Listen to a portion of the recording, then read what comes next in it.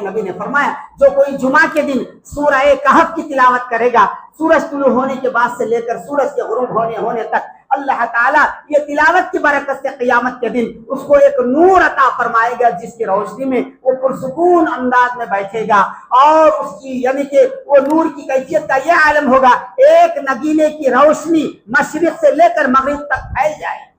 इसीलिए हम कोशिश करें आधे घंटे के अंदर, हाफिज पढ़ा तो 15 मिनट के अंदर पढ़ लेता, आम आदमी अगर पढ़ा तो मुश्किल से आधे घंटे में सूरह कहफ अल्हम्दुलिल्लाह पढ़ सकते हैं, सुन सकते हैं। पढ़ना नहीं आता तो आप यानी कि खाली कुरान से या मोबाइल के जरिए पूरे तक़द्दुस के एहतिमाम के साथ सूरह कहफ सुनने की कोशिश करें। पहले तो पढ़ने की कोशिश करें, सीखने की कोशिश करें, और इल्म के सीखने में उम्र का कोई यानी कि उम्र की कोई हद नहीं। आप जब चाहे जब आप यानी कि दीन का इल्म हासिल कर सकते हैं, दुनियावी उलूम भी हासिल करें, दीन का इल्म भी हासिल करें। अल्लाह के नबी ने फरमाया, जो कोई